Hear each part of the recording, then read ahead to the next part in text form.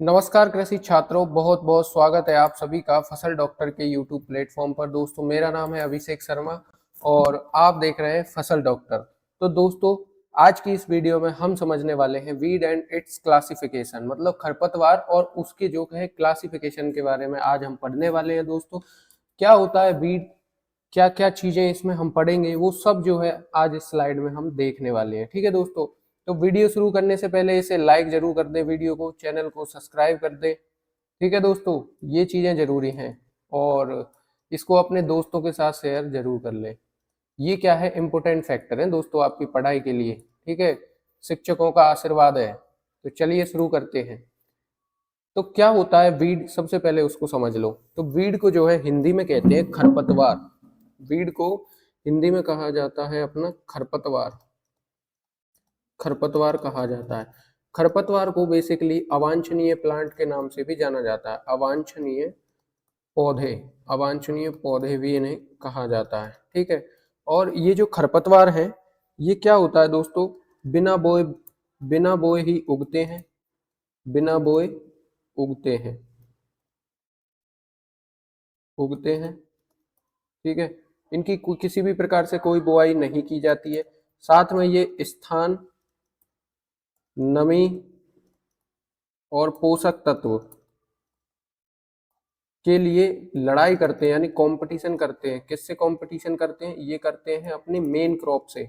जो हमारी main crop होगी उससे ये क्या करेंगे, कंपटीशन करेंगे इन सब चीजों के लिए, स्पेस के लिए, मॉइस्चर के लिए और अपने न्यूट्रिएंट्स के लिए क्या करेंगे, प्रतियोगिता करेंगे। साथ में उनको क्या पहुंचाएंगे, हार्म पहुंचाएंगे। तो उनका जो है प्रोडक्शन गिर जाएगा और मेन क्रॉप का अगर प्रोडक्शन गिरा तो हमें जो है इकोनॉमिकल हानि हो सकती है, इकोनॉमिकल लॉसेस हो सकती है। तो ये दोस्तों आपके खरपतवार हैं। खरपतवार क्या है? ये वे अवांछनीय पौधे हैं जो फील्ड में बिना बोए, यानी जिन्हें सोइंग नहीं की जाती है और अपने आप ये आते हैं, इन्हें बोला जाता है खरपतवार। इनका जो है कोई उपयोग नहीं होता है खेत में, इनसे हमें कोई लाभ नहीं होता है। लाभ होते हैं, लाभ और हानि होती है, लेकिन उन वो अलग अलग उनके पॉइंट्स है, वो अलग अलग हम डिस्कस करेंगे। ठीक है दोस्तों, तो डेफिनेशन क्या है? Undesirable and unwanted plants growing out of their proper place. तो अपनी प्रॉपर प्लेस से ये कहीं भी ग्रो करते हैं, अनवांटेड होते हैं, इनकी कोई जरूरत नहीं होती, अनडिजायरेबल होते हैं। अथवा दूसरी क्या है definition? A plant which grow voluntarily at places where it is not wanted and grow at place where other useful plant grow. Volunteer का मतलब क्या होता है? वॉलेंटियर का मतलब होता है दोस्तों सेल्फ ग्रो होना।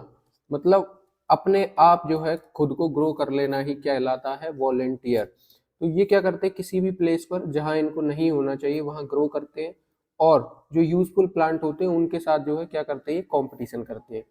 अ weed is plant which interfere with human activity और वेलफेयर। ये ह्यूमन एक्टिविटी और वेलफेयर से इंटरफेयर करते हैं। वेलफेयर यानी हमारा जो धन है, धन संपदा, और ये किससे आती है, हमारी फसल से आती है। और ये किसको नुकसान पहुंचाते हैं? तो फसल को नुकसान पहुंचा देते हैं हमारी। तो इससे क्या होता है, हमारा वेलफेयर और ह्यूमन एक्टिविटीज ये सब जो है उसमें इंटरफेयर करते हैं। ठीक है दोस्तों, तो ये है खरपतवार। खरपतवार से जुड़ा हुआ एक बहुत ही पुरानी कहावत है। कहावत क्या है? One year, one year seeding then 7 year weeding. 7 year weeding. क्या मतलब है दोस्तों इसका? इसका मतलब ये है कि 1 साल लगाओ और 7 साल तक ब्रीडिंग करो। तो एक फेमस जो है एक वैज्ञानिक हुए, उन्होंने बोला कि 1 ईयर सीडिंग 7 ईयर ब्रीडिंग करते रहो। ये है खरपतवार दोस्तों। अगर एक बार किसी जगह पे उग जाते हैं तो वहां से इनको नष्ट कर पाना बड़ा ही मुश्किल होता है। ठीक है दोस्तों, अब थोड़ा इसके बारे में जान लेते हैं। जो हमारा वीड शब्द है वो सबसे पहले वैज्ञानिक जेथरो टूल ने दिया। जेथरो टूल ने दिया। इनको फादर ऑफ वीड साइंस कहा जाता है, इनको इसका फादर भी कहा जाता है। फादर ऑफ वीड साइंस के नाम से भी इन्हें जाना जाता है। ठीक है दोस्तों, तो जेथरो टूल ने सबसे पहले ये नाम कहाँ दिया? तो ये नाम इन्होंने दिया था अपना अमेरिका में। सबसे पहले इन्होंने अमेरिका में इसका नाम का सबसे पहले इस्तेमाल किया। जेथरो टूल को फादर ऑफ खरपतवार कहा जाता है। ठीक है, और एक होता है हमारा पार्थेनियम स्टेरोफेरस, इसे king of king of Beed कहा जाता है। तो बीड किंग किसे कहा जाता है? ये होता है अपना पार्थेनियम। पार्थेनियम को अपना बीड ऑफ किंग कहा जाता है, किंग ऑफ वीड कहा जाता है पार्थेनियम। पार्थेनियम को बोलते हैं हम दोस्तों गाजर घास, गाजर घास बोलते हैं इसको, ठीक है दोस्तों। तो ये क्या है? खरपतवारों का राजा है दोस्तों। और खरपतवारों के कुछ अन्य नाम होते हैं, उनके बारे में हम डिस्कस करेंगे आज। कौन कौन से अलग अलग नाम होते हैं खरपतवारों के, उनके बारे में हम डिस्कस करेंगे, ठीक है दोस्तों। तो सबसे पहले इसके कैरेक्टरिस्टिक्स देख लेते हैं, वीड के क्या होते हैं। तो can tolerate adverse climate condition, ये क्या है? किसी भी प्रकार की एडवर्स क्लाइमेट को आसानी से टॉलरेट कर सकते हैं। अर्थात जैसे हमारे इकोनॉमिक प्लांट है तो अधिक मॉइस्चर होने पर वह गल जाते हैं, लेकिन जो हमारा बीड है वो ना तो गलेगा अधिक टेम्परेचर पर, ना ही वो बिल्ट करेगा। तो ये सारी चीजें इनमें क्या होती है? अत्यधिक रोग प्रतिरोधक क्षमता, ये सब इनमें होती है, क्योंकि वो तो जंगली होते हैं। तो उनमें ये सारी चीजें होती हैं, वो सारे टेम्परेचर, मॉइस्चर कंडीशन सब कुछ झेल लेते हैं। और बात करें competitive and aggressive in nature होते हैं। कम्पिटिटिव होते हैं, कम्पिटिटिव होते हैं किससे होते हैं? हमारी जो मेन फील्ड मेन क्रॉप होती है उससे। एग्रेसिव इन नेचर में होते हैं। तो दोस्तों ये कुछ ऐसे वीड्स होते हैं जो हार्मफुल होते हैं हमारे लिए भी, ह्यूमंस के लिए भी होते हैं, और हमारे जो जानवर होते हैं उनके लिए भी होते हैं। रजिस्ट कंट्रोल और इरेडिकेशन करना पड़ता है इनको। क्या है? नष्ट करने के लिए हमेशा इरेडिकेशन ही करना पड़ेगा। मतलब इन पर कोई स्प्रे स्प्रे बहुत कम असर करता है। अगर इनको फील्ड में यानी जड़ से इनको निकाल दिया जाए तो ही इनको कंट्रोल किया जा सकता है। स्प्रे वगैरह से क्या होता है दोस्तों? ये कंट्रोल तो हो जाते हैं लेकिन लंबे समय तक नहीं। मार्फोलॉजिकल सिमिलैरिटी, मार्फोलॉजिकल सिमिलैरिटी क्या होती है? ये प्लांट की तरह दिखते हैं, जो हमारे मेन प्लांट है उसकी तरह दिखते हैं। अब जैसे जैसे कि आपका गेहूं सा, गेहूं सा जो है एकमात्र ऐसा बीड है, एकमात्र बीड है भीट का, जो भीट की तरह दिखाई देता है, ठीक है। और एक आता है अपना जंगली जई, जो जई की तरह दिखाई देता है, यानी जई जैसे ओट कहा जाता है, ओट की तरह दिखाई देता है, ठीक है। इसके अलावा आपका जैसे सत्यानाशी के बीज होते हैं, सत्यानाशी के बीज, सत्यानाशी के बीज आपके जो है सरसों के बीज की तरह होते हैं। सेम सरसों के बीज और सत्यानाशी के बीज एक जैसे दिखाई पड़ते हैं, ठीक है। ये क्या है? सत्यानाशी के बीजों से मनुष्य में ड्रॉपसी नामक बीमारी होती है। कौन सी बीमारी होती है? ड्रॉपसी नामक बीमारी हो जाती है मनुष्यों में सत्यानाशी के बीजों से। इसे हम जलोधर रोग भी कहा जाता है। इसे क्या कहा जाता है? जलोधर रोग, जलोधर रोग। तो जो सत्यानाशी के बीज अगर हम खा लें तो इससे मनुष्य में ड्रॉपसी नामक बीमारी देखने को मिलती है, ठीक है। आगे बात करें, हाई रिप्रोडक्टिव कैपेसिटी होती है इनमें, जो है सबसे ज्यादा अपने आप को विकसित करने की क्षमता होती है। अगर एक सीड है तो एक सीड से 10 प्लांट ग्रो करेंगे, मतलब हाई रिप्रोडक्टिव कैपेसिटी है। परसिस्टेंट इन नेचर, परसिस्टेंट का मतलब क्या होता है दोस्तों? ये जो है भोजन के लिए और अन्य चीजों के लिए दूसरों पर निर्भर होते हैं, ठीक है। अर्ली सीड सेटिंग होती है। अर्ली सीड सेटिंग क्या है दोस्तों? तो इसका तात्पर्य ये है कि हमने एक क्रॉप ग्रो की और क्रॉप के बीज डाले हमने, और ये क्रॉप के बीज लगा दिए, ठीक है।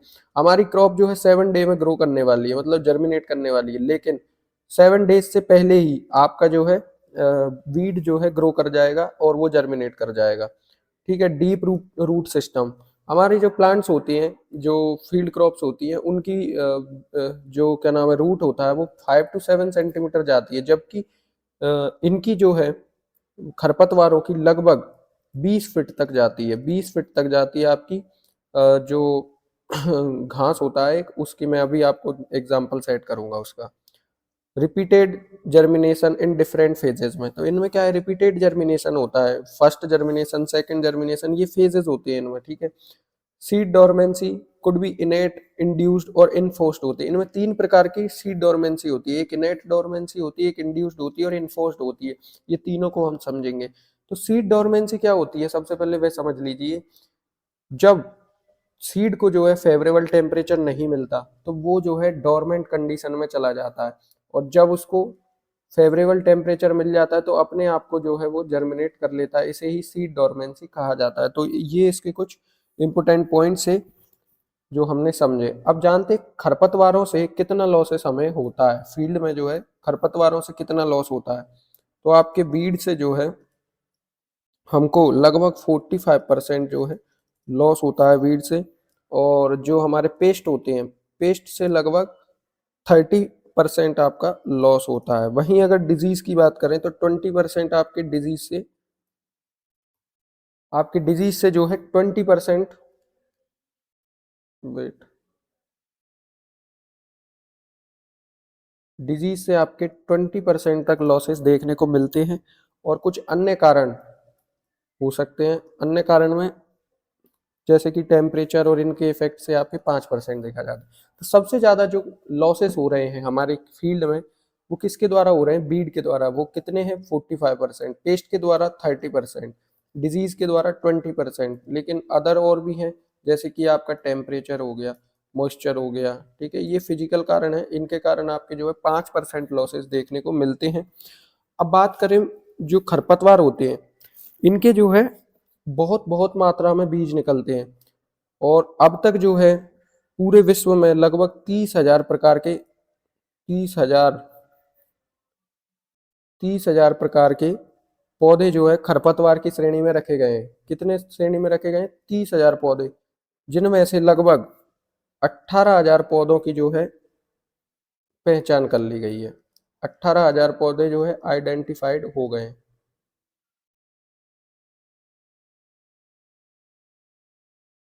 ठीक है दोस्तों, तो कितने? लगभग 30,000 पौधे, और जिनमें से 18,000 पौधों की जो है शिनाख्त कर ली है। अब कुछ जो है हमारे वीड होते हैं, जैसे कि एमेरेंथस सीड है। तो एमेरेंथस जो वीड है, उसमें लगभग 1,96,000 बीज प्रति पौधा प्राप्त होता है। एमरैंथस, एमरैंथस में आपका 1,96,000 बीज प्रति पौधा प्राप्त होता है। ठीक है। वहीं अगर हम बात करें चीनोपोडियम के बारे में, तो चीनोपोडियम से आपका जो है 72,000 बीज प्रति पौधा प्राप्त होता है। 72,000। सोचिए कि एक प्लांट से इतने इतने सीड प्राप्त हो रहे हैं। वहीं अगर हम पार्थेनियम स्टेरोपोरस यानी चांदनी की बात करें, तो उससे 2,000 पौधे प्राप्त हो जाएंगे, 2,000 सीड प्राप्त हो जाएंगे, 2,000। तो ये हैं आपके जो है मेन फैक्टर्स। अब देखिए, जब इतना इतना सीड हमें एक प्लांट से प्राप्त होगा, तो आप अनुमान लगाइए कि एक फील्ड में कितने सीड जो है वो गिरा चुके होंगे। और जो अधिकतर खरपतवार होते हैं, उनका प्रसारण बीज के साथ साथ उनके अन्य भाग से भी होता है, जैसे कि जड़, तना, पत्ती और शाखाओं द्वारा जो है उनका क्या होता है? प्रसारण होता है। प्रसारण की क्रिया इनमें आपके रूट से भी हो सकती है, लीफ से भी हो सकती है, और स्टेम से भी हो सकती है। तो इन इन चीजों से जो है इसमें क्या हो सकता है?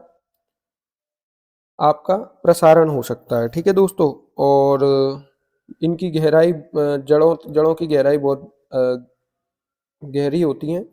कितनी होती है? मोथा में लगभग 5 से 7 फीट तक जाता है। जो आपका मोथा होता है, उसमें 5 से 7 फीट जाता है इसकी जड़। और आपका हिरनखुरी है, हिरनखुरी में 20 फुट तक जाता है। हिरनखुरी कितना जाएगा दोस्तों? 20 फीट तक ये अंदर जाती है जमीन में। तो मैं वही आपको समझा रहा था कि जो हमारे मेन फील्ड होती है, मेन क्रॉप होती है, उसकी जो है जड़ें कम गहराई में जाती हैं। और जो हमारे खरपतवार होते हैं, उनकी जड़ें बहुत गहराई तक जाती हैं, जिस कारण से इनको नष्ट कर पाना संभव नहीं हो पाता है। ठीक है दोस्तों। अब आगे बात करते हैं इसके क्लासिफिकेशन की। तो लाइफ साइकिल या ऑन्टोजेनी के आधार पर हम इनको 3 भागों में बांट चुके हैं: एनुअल वीड, बाइनियल वीड्स और पेरेनियल वीड्स। ठीक है। एनुअल्स में क्या होता है? ये अपनी लाइफ साइकिल 1 वर्ष में पूरी कर लेते हैं, 1 ईयर में लाइफ साइकिल कंप्लीट कर लेते हैं। बाइनियल 2 ईयर में कंप्लीट करते हैं। और ये जो है 3 और मोर ईयर में जो है अपनी लाइफ साइकिल कंप्लीट करते हैं। अब इसमें इम्पोर्टेंट क्या है दोस्तों?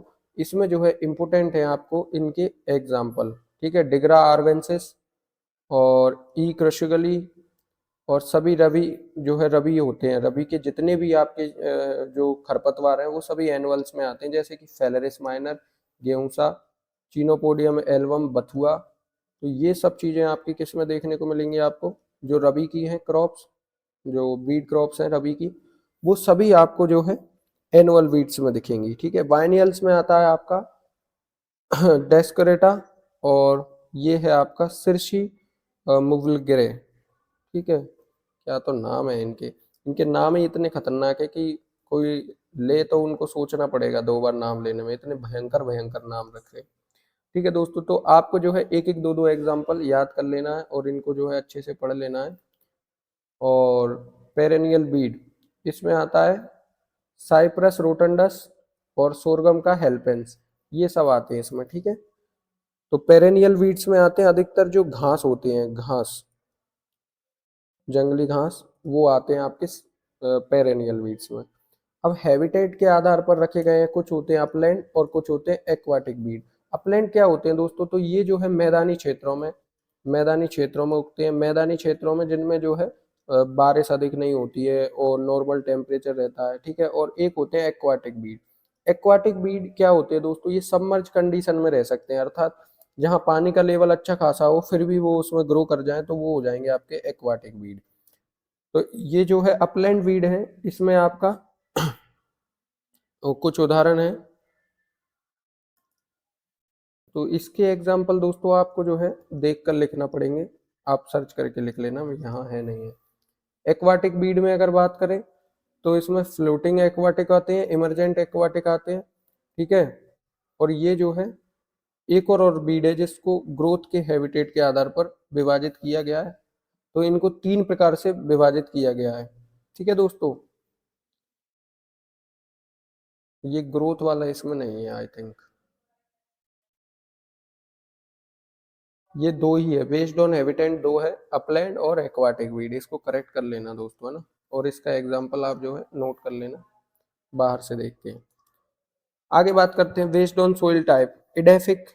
इडेफिक क्या होता है दोस्तों, तो इडेफोलॉजी होता है आपका स्टडी ऑफ सोइल, इडेफोलॉजी यानी स्टडी ऑफ सोइल।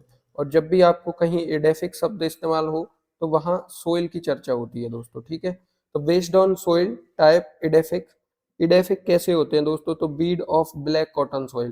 तो जो ब्लैक कॉटन सॉइल में आते हैं, ये ब्लैक कॉटन सॉइल आपकी महाराष्ट्र में आपको देखने को मिलेगी। और इस ब्लैक कॉटन सॉइल में क्या होता है, ड्राई कंडीशन, देखो they are often closely allied to those that grow in dry condition, यानी ड्राई कंडीशन में ग्रो करने वाले सभी बीड होते हैं। इसमें आता है एक अरिस्टोलो और एक आता है चेब्रैक्टेरेटा। ठीक है दोस्तों, आगे है बीड ऑफ रेड सॉइल, तो जो लाल सॉइल में उगने वाले बीड हैं वो इसमें आते हैं। इसमें आता है कोमेलिना और बेंगालेंसिस। और लाइट और सैंडी और लोमी सॉइल में उगने वाले हैं आपका ल्यूकासा एस्पेरा। और बीड ऑफ लेटेराइट सॉइल में इसमें आता है आपका लेंटाना कैमरा और एस्परगिल्ला आर्वेंसिस। तो ये जो है आपके वीड्स थे based on the life cycle. आगे हम बीड को कैसे मैनेज करेंगे उसके बारे में दिया गया है। तो refers to those action that seek to restrict the spread of weed and destroy the reduce their population in given location. The effectiveness of weed control is affected by, तो बीड का क्या करते हैं हम, प्रिवेंशन करते हैं, यानी उसे रोकते हैं किस प्रकार, फैलोइंग। फैलोइंग क्या होता है दोस्तों, किसी फील्ड को जो है, किसी फील्ड पर एक वर्ष कोई क्रॉप ना ली जाए, एक वर्ष किसी भी तरह की कोई क्रॉप नहीं लेते, कोई क्रॉप नहीं लेते, उसको जो है खाली छोड़ देते हैं, उस स्थान को बोला जाता है फैलो लैंड। और फैलो लैंड में क्या होता है, हम जो है कर्षण क्रियाएं करते हैं, यानी कि जैसे कि डीप टीलेज, ये सब हम जो है समर टीलेज इस्तेमाल करते हैं, तो फैलो कर देते हैं। फैलो करने से क्या होता है, आपका जो है वीड वहाँ नहीं उगता है। Preventing weed from the setting seed, setting seed के समय हम प्रिवेंट कर सकते हैं वीड को। अब ये जो है किस प्रकार करते हैं, तो इसमें जो है समर टीलेज आ जाता है। Use of clean crop seed for planting, जो हम प्लांटिंग के लिए सीड इस्तेमाल कर रहे हैं वो फ्री होना चाहिए, किससे, फ्री फ्रॉम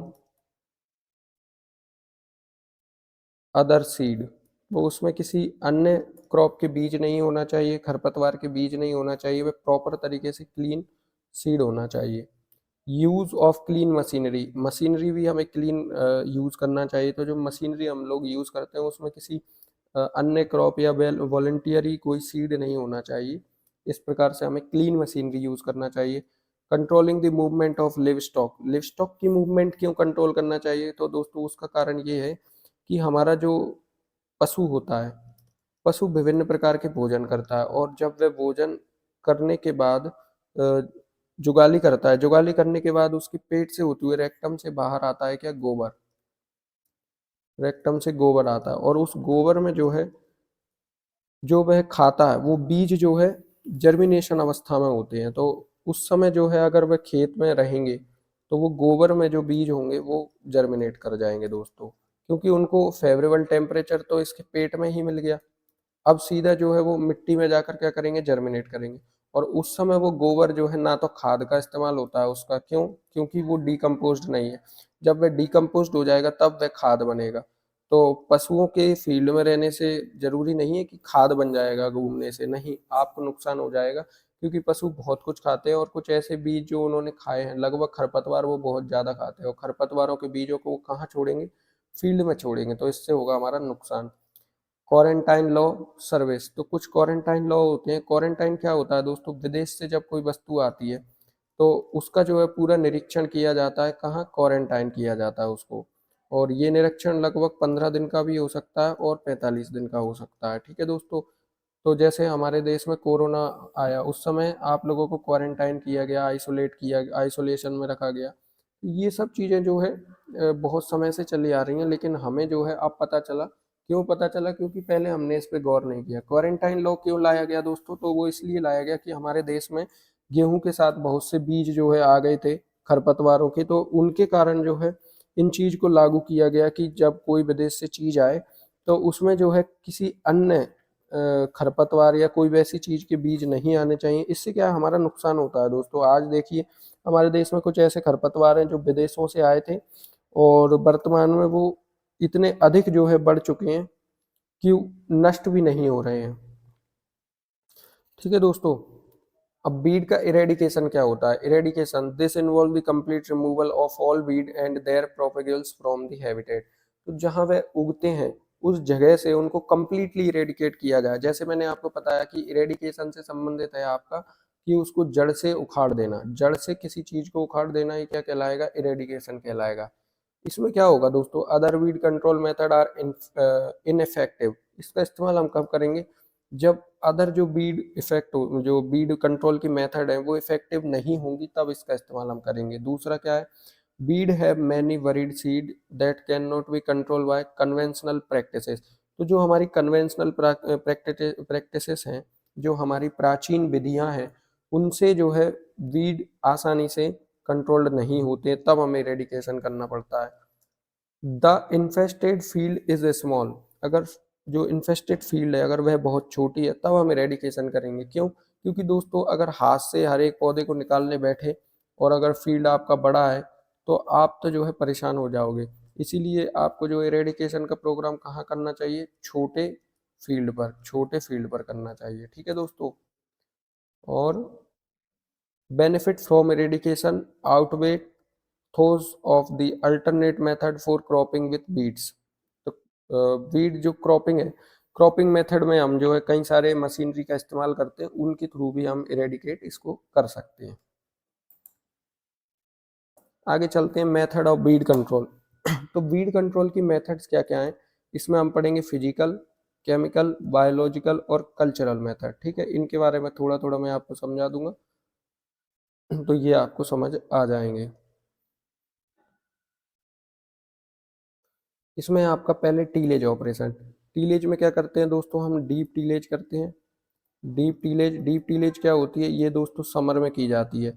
समर में क्या होता है? हम गहरी जुताई कर देते हैं, गहरी जुताई करने से फील्ड में पड़े हुए जो खरपतवारों के सीड हैं वो सीड जो है बाहर आ जाते हैं और बाहर आकर उन्हें फेवरेबल टेम्परेचर नहीं मिलता है, तो इसलिए वे नष्ट हो जाते हैं।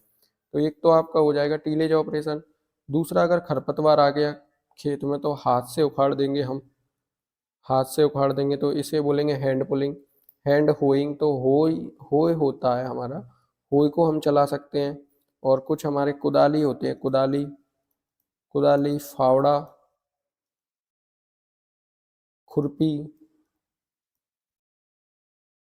इनसे जो है हम इनको उखाड़ कर फेंक सकते हैं।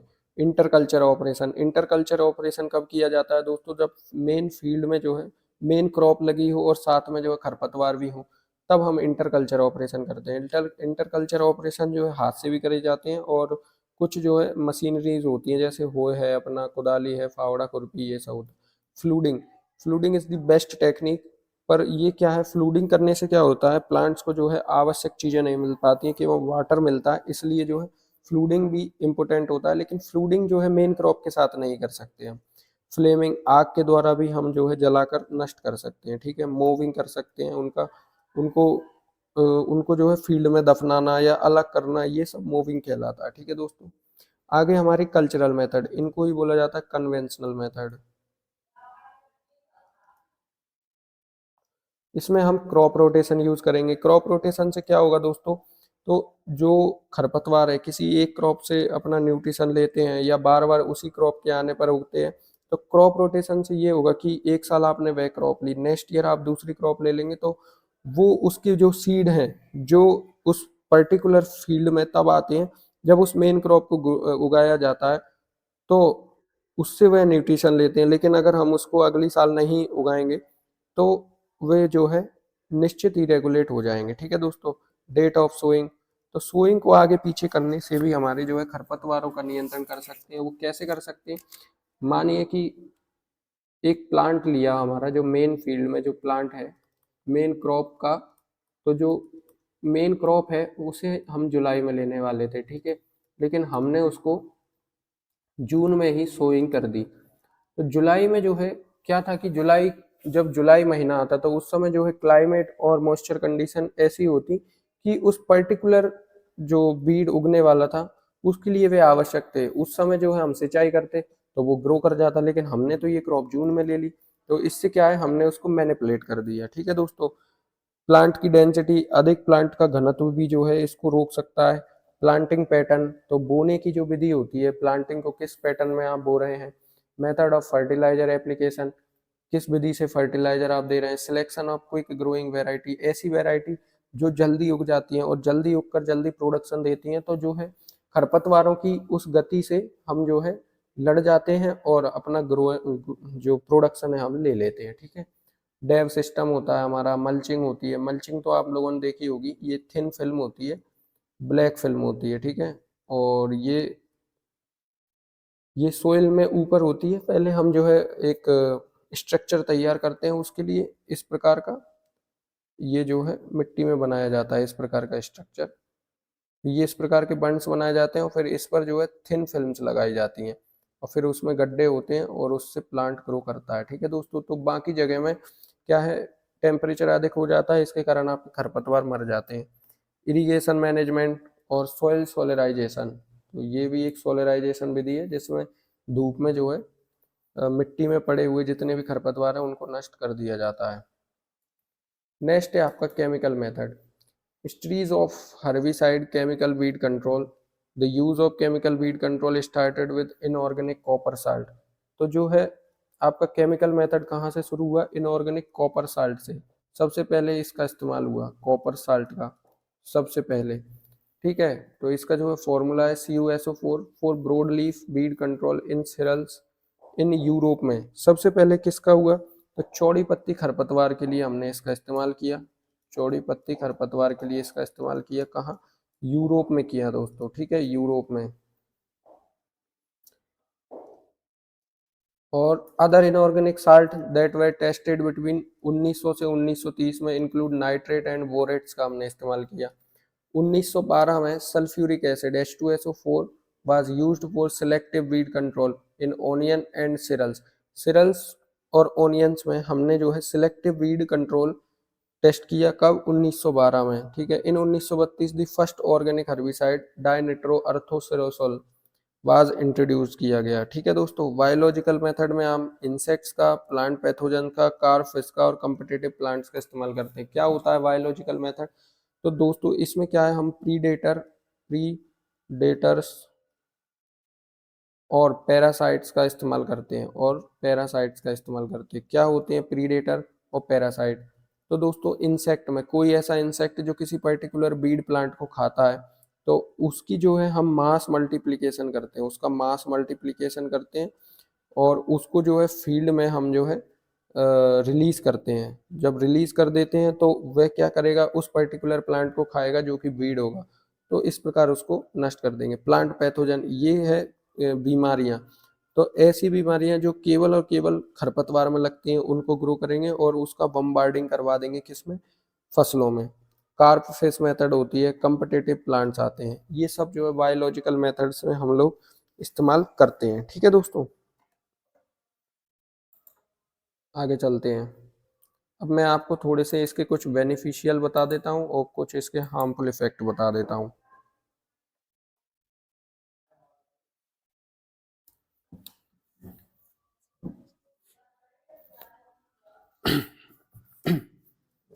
तो सबसे पहले इसके हार्मफुल इफेक्ट देख लेते हैं हम दोस्तों, क्या क्या है।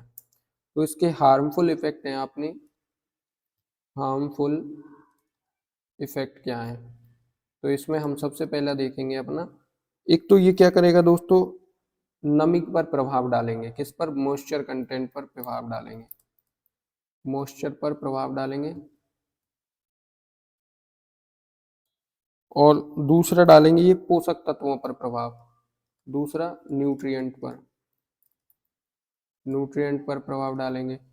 और तीसरा आपका ये करेंगे अपने उपज यानी प्रोडक्शन को कम करेंगे, प्रोडक्शन में कमी कराएंगे। ठीक है दोस्तों, इसके अलावा क्या करते हैं ये, तो ये करते हैं रोग एवं कीटों का संरक्षण।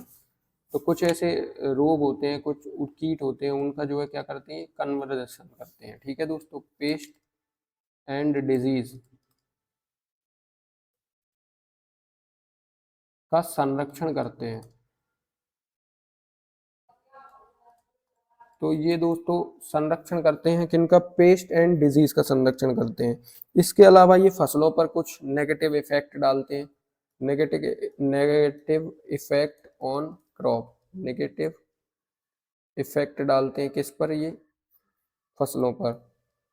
और साथ में ये पशु उत्पाद पर भी प्रभाव डालते हैं। पशु उत्पाद क्या होता है दोस्तों, तो जैसे कि दूध उत्पादन, उनमें भी क्या है ये हार्मफुल होते हैं। वो कैसे होते हैं, जब पशु इनके बीज, सीड या फिर लीव्स खा लेते हैं तो ये पशुओं के दूध उत्पादन को भी कम कर दे, तो एनिमल प्रोडक्शन पर भी ये प्रभाव डालते हैं।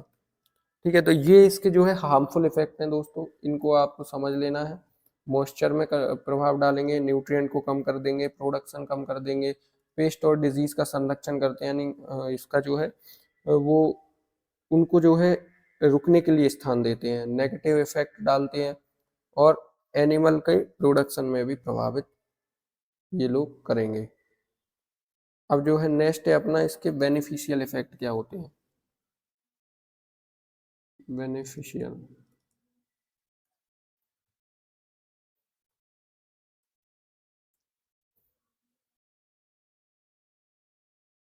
बेनिफिशियल में दोस्तों आपका, एक तो हम औषधि के रूप में इसका इस्तेमाल कर सकते हैं।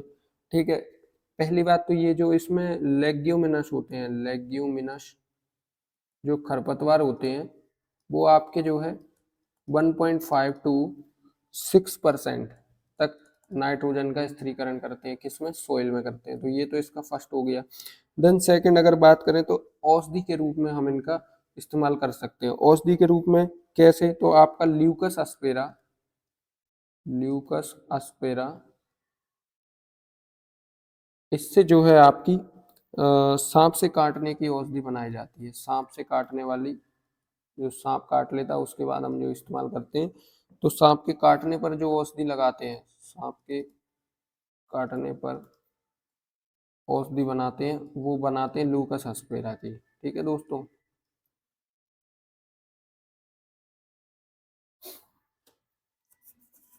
और तीसरा है हमारा सत्यानाशी यानी आर्जिमोन मैक्सिकाना के बीजों का तेल त्वचा रोगों में प्रयोग हो जाता है। ठीक है दोस्तों, और मकोई का इस्तेमाल करेंगे हम, मकोई का इस्तेमाल करेंगे हम लिवर्जिन यानी लिव 52 बनाने में। लिव 52 का इस्तेमाल, मकोई, मकोई एक प्रकार का वीड है और इससे लिव 52 बनती है, एक दवाई बनती है और ये बनती है लिवर के लिए, लिवर रोग के लिए। तो इस प्रकार जो है इनके कई सारे औषधि के रूप में इनका उपयोग हम लोग कर सकते हैं। कई सारी किस्मों का विकास करते हैं हम, वेराइटीज डेवलप करा सकते हैं। वेराइटीज डेवलप करा सकते हैं। अब वेराइटी डेवलप कैसे होती है दोस्तों, तो जो हमारी वीड क्रॉप होती है उनमें कुछ अच्छे गुण होते हैं, उन अच्छे गुणों को अच्छे गुणों का डीएनए लेकर हम जो है एक दूसरी क्रॉप में, जो हमारी मेन क्रॉप है उसमें डाल देते हैं। तो इससे क्या होता है, वो अच्छे गुण जो है हमें उस पौधे में मिल जाते हैं। ठीक है दोस्तों। और इसके कुछ अन्य उपयोग भी होते हैं, जैसे पशु के चारा, पत्तेदार सब्जी, हरी खाद, रस्सी आदि बनाने हेतु भी हम इनका अलग अलग तरीके से उस इस्तेमाल कर सकते हैं। तो ये जो है आपका दोस्तों बीड और इसका मैनेजमेंट आज हमने पढ़ लिया। अब इसके बाद जो है ये हमारे अगले टॉपिक्स रहेंगे जिन्हें हम नेक्स्ट क्लास में देख लेंगे। आशा करता हूँ कि ये वीडियो आपको काफ़ी अच्छा लगा होगा, और इस वीडियो को जो है अपने फ्रेंड्स के साथ ज़रूर शेयर करें। थोड़ा आज मैं अनकंफर्टेबल था, तो हालांकि मुझे लगा था अच्छा समझा दिया, लेकिन अनकंफर्टेबल होने का कारण क्या है दोस्तों, वो मेरे थोड़ा सा पर्सनल रीजंस हैं, तो मैं आपको कभी बताऊंगा। मिलते हैं अगली वीडियो में, तब तक के लिए जय हिंद जय भारत।